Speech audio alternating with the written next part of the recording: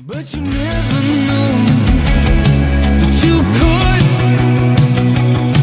And when you feel that way, ain't it good, good dancing in the red and gold. Dancing in the red and gold. What's up, Faithful? Welcome to the 49er Faithful UK Live. As always, I'm your host, Paul Hope. And today, we wanted to spread some Christmas cheer. Now, I know most of us didn't get the result we wanted last week.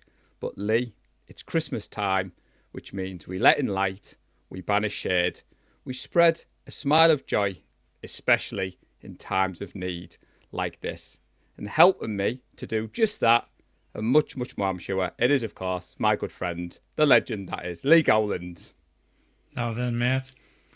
I tell you what, I was expecting you looking redder than what I am, with you having to rush back from Middlesbrough after you cancelled the train. Yeah, so best made plans and all that. So thank you, everybody, for bearing with us. So as Lee has alluded to there, took the day off work today, Lee. Went Christmas shopping, had a lovely day with Tracy. Got a train home well in advance for the live, only for the first train to be cancelled. And then the second train to just change destination halfway through. But I'm here. I've got the hat. You are. I've got the jumper. So, Shell, I do have my jumper, but it's that hot in the house at the moment. I can't wear it. I had it on for literally seconds and I had to take it straight off. And to be honest, I'm so hot in this T-shirt. This might be getting flung as well later on. I'm just absolutely roasting at the moment. Well, before we dive into tonight's topic, I know I've just said we need to banish shade, but it's fair to say there was one member of the faithful who has had a lot of shade thrown his way this week, and I'm not talking about Devondre Campbell, am I, Lee? No, you're not. You're talking about the disappointment that is Naji Kara. Dirty points with the Rams. Oh, I'm still not over it. I took it personally with it being the Rams he went for. Dear me, of all the teams he could have went for. But you know what? I think we should stop calling it dirty points. Because what Naji did, there should be a name for those points and not dirty either. And I've got the perfect name. We're going to name those points Debbie points. Because he may as well have done the whole of Dallas because they were filthy points. Absolutely rotten, filthy points. So those are Debbie points from now on. I have to say, I was gutted to miss the pod, but you and Gareth did a great job. And it's such a good job that despite the result, despite the performance, I was chuckling away on my journey to Darlington to work when I was listening to the pod. And Nadji, you know I love you, buddy. But those points, he stands alone, am I correctly? He was the only member of the UK faithful to earn dirty points last week. Yes, that is correct. The only one to pick the Rams to win. So, score prediction-wise, that has lifted Nadji off the bottom. And I got some shade thrown my way by Karar. He told me I need to predict better. Now, for those people who know, I ain't ready to go down with that ship yet, Lee. We've got the Dolphins coming up this week, which we'll get onto in tomorrow's show. I don't think I'm ready to step into the dirty points territory yet, but you and Gareth did do a good job because that game was goddamn awful, wasn't it, mate? It was. It was a shocking game to watch. It was like pulling teeth, to be honest, and obviously with it being against the Rams as well. And I wouldn't care. I mean, we could have won that game. We could have won that game easily, but it's the way our season's gone.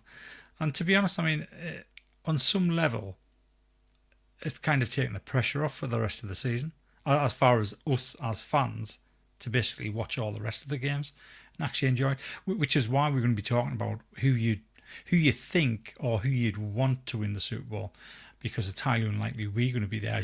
As you'll see from the slides later, the chances of us doing it are just so slim, it's unbelievable.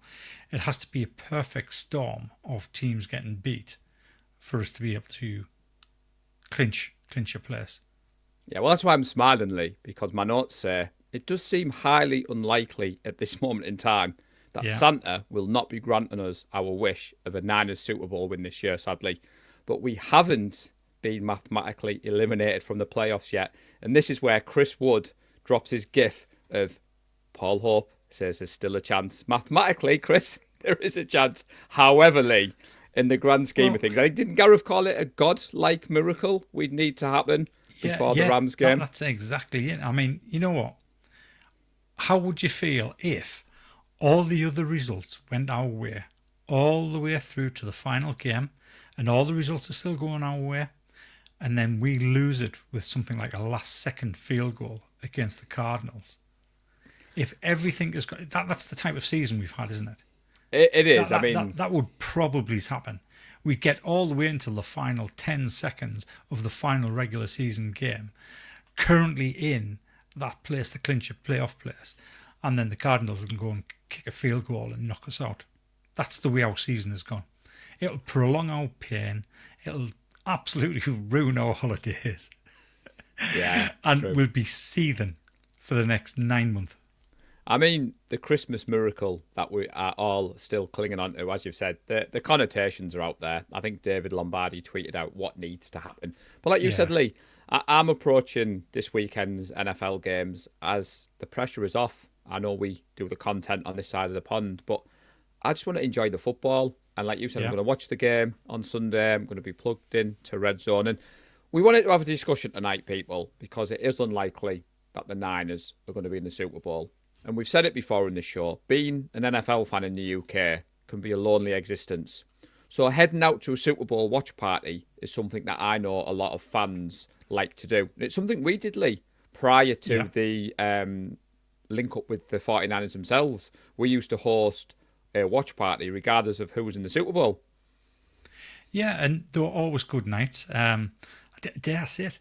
There were probably better nights than when we were in the Super Bowl because everybody was relaxed all day long. And as you'll know from last year and back in 2019 or 2020, February 2020, there was an air of expectation, an air of nervousness about it. People weren't getting too carried away. And to some extent, I don't think people were actually looking forward to the game just in case it didn't go our way. And obviously it didn't go our way. But those other games, we had a great time. Obviously, they were all up in Newcastle.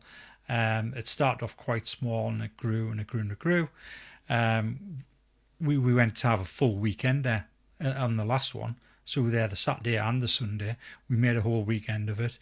Went out for beers, went out for food, and it was a very relaxed atmosphere. And we enjoyed the games. Even the Patriots-Rams game, which was a bit of a defensive battle, we still enjoyed that game, or at least I enjoyed that game. No, I enjoyed that I'd have one. enjoyed it more had I been able to put that bet on Edelman getting MVP, because that cost us, I think, £300 because I had no mobile signal. If only we were in a casino, Lee, and you could have put a bet on. If only you were in a casino.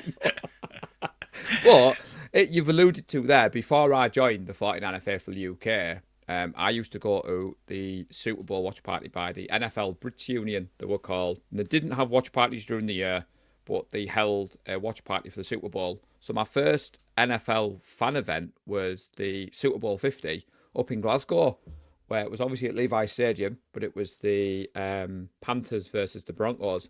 And I had a great time meeting up with other fans, and I thought, this is a great idea, watching football in a pub. And like you said, we then went down to Newcastle the year after at Gateshead Senators. We're trying to recruit anyone and everyone to play for their contact team. And I think me and you were like, we could do a good job of doing one of these our own. So people may not believe us, but the Chiefs' first Super Bowl, we had that planned before the season started, didn't we, Lee? We had it booked. We had the venue. So it was just funny that the way that season went, we were like 1-0, 2-0, 3-0. Brian was saying, get the Brasso out. And we were like, we've actually got a party booked. This is going to be epic. So that's why tonight we wanted to kind of have a chat, because in the previous years with our relationship with the 49ers fan engagement team, we haven't been able to book an event before the start of the season because, understandably, if the Niners get to the Super Bowl, the official watch party takes over. And I get it. Me and you've both said we want to be at the official watch party. I think you had a strange situation, obviously not last year, the year before. You went to an event in Leeds with the First Down lot because you hadn't booked a party. Yeah, First Down UK. That's right, yeah. Because obviously we got beat in the championship game by the Eagles, and That's right. it was strange that season for me and you because we didn't have a Super Bowl party booked. No, that's People right. kept asking. Yeah, so that was the first one in probably 6 years where we didn't have anything booked to go to, because obviously we knew, obviously me and you knew that had we get into the Super Bowl, the 49ers were going to put on a watch party. And that made it pretty much impossible to actually create one or organise one where people would have to shell out money to reserve a place, which is what's happened over the last 4 or 5 years now. Whenever we had the Groves in the casino, it steadily got more expensive up to the point where it was like £25 a head, and you had to reserve that. So had that happened the season we got beat by the Eagles, pretty much everybody would have lost out on that £25 because everybody would have went to Leeds to the 49er watch party. I know I would certainly go to Leeds for that. Oh, definitely. And I was the one that was organising the do up in Newcastle. So yeah, it was a strange one, and that's why we decided not to do that year. And now we're in a position where we're pretty much certain that we're not going to be there. We've got plenty of time. I mean, we've got 8 weeks away. Yeah, I think we are from the Super Bowl. We've got 8 weeks now to try and organise something. And as Martin said there, Belfast Baby, I think that's probably going to be our first choice. I need to speak to Davy Young, find out whether or not he can get the venue that night, find out how we can get that staffed, because obviously the meet-up I went to in Belfast, that was a 9 o'clock game. And then basically the bar staff left by about 12:30. This would be through the night. So we need to try and figure out like the logistics for that. If that's not going to be possible, then I think we'll look at potentially doing another Newcastle one. And I think I would reach out to Louis' Liquor Store. Yeah, they were, because I thought that was an excellent venue. Yeah, the one we went to for the Chiefs meet-up. So yeah, we'll be doing something, and hopefully I'll get this sorted before New Year as far as the venue was concerned. And then we can sort everything else after that. But should be good. Should be a good day. Yeah. And Martin, I am blaming the government. And I said to Tracy, I am dropping that quote tonight. Power of social media helped. Northern did sort me a taxi out home, but I will still be putting a complaint in. The conductor wasn't the greatest. But moving on, full of Christmas spirit tonight. Rob has a question for us, Lee. So Rob has put, does anyone think it will be better to miss the playoffs? He's not saying tank, but he's saying have a full off season, get our stuff together, and go for the ring with home field advantage next year. Yeah, so I've got to say the way it is at the moment, we haven't been playing great, and I can't really see us turning that round at this stage of the season. And that doesn't mean I don't want us to win out, because I do want us to win out. I just don't think that's going to be good enough anyway, even if we do win out. I'd like to see us put a little bit of a dent in the Lions' seeding going into the playoffs.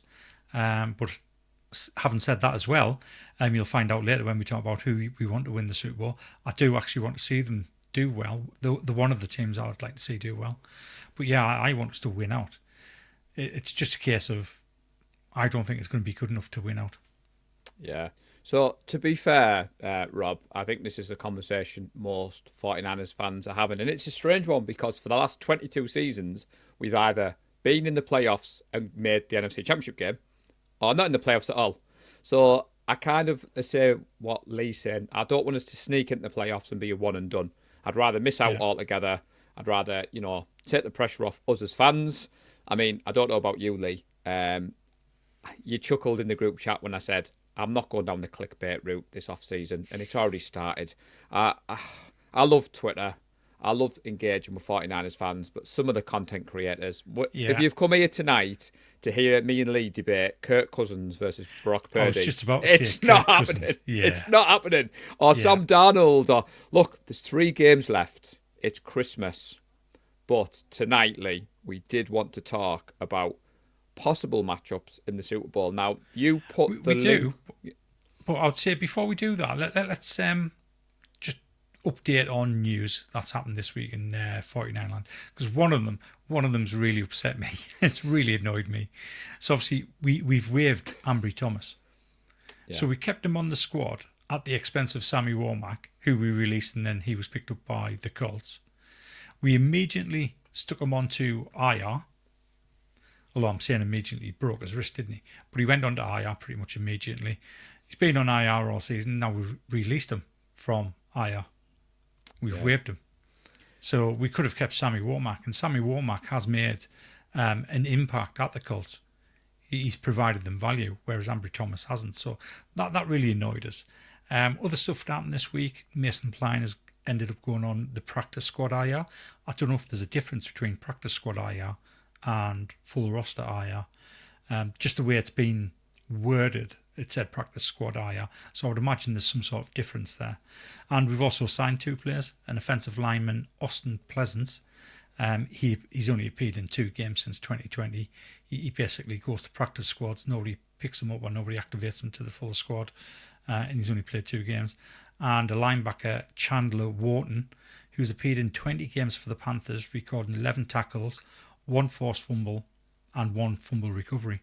So he might see some game time. I think we've brought him in basically because obviously we're getting rid of the guy who I'm never going to speak about. I was going to say, I wonder why we've signed a linebacker. I'm not even going to go there and say his name. No. But obviously, hopefully, Jalen Graham will be the one that's actually activated from the practice squad because he's been there for a while now. He obviously knows the scheme. And I like the look of him. I think he'll be a decent player. And that's pretty much the news coming out of Santa Clara. Other than the obvious statement by John Lynch, which was a non-statement in reality. It was very short and sweet. And to be honest, all that was deserved as well. Yeah. I mean, me and Nadji will get a chance to speak on the pod tomorrow because obviously I was at work on Friday in the office, so Lee and Gareth recorded early and I just couldn't make it back in time. So like you said, Lee, tomorrow me and Nadji get the chance to say, so we're not going to ruin tonight's Christmas vibes. But I thought you were going to say the other piece of news coming out of Santa Clara with Nick Bosa throwing his hat behind Nick Sorensen and saying he wanted Sorensen to stay as the coordinator next year. Now I'm smiling because I thought Lee Gowland hearing that, he's not going to be a happy man. Yeah, people say the craziest thing when they've been hit in the head a couple of dozen times every week.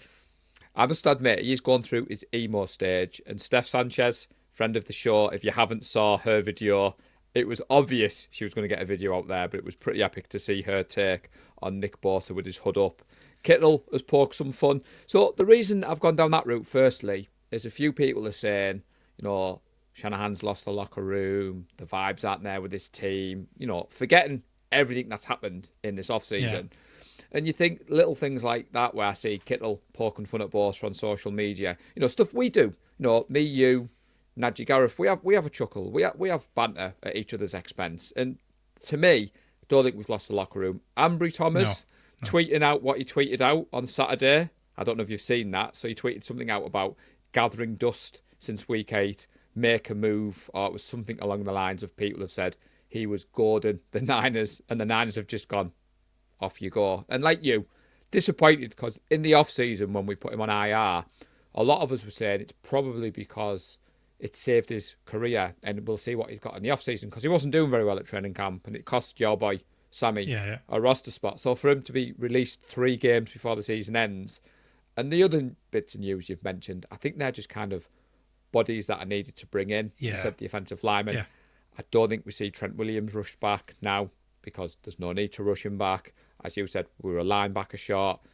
Epic to see Dre Greenlaw on the field. Didn't get a chance to share that love because I was missing on Friday. But as Martin's put there, can the Niners chuck us a watch party for the Super Bowl and bring he who shall not be named as a special guest? No, Martin, I don't think we can do that. Definitely.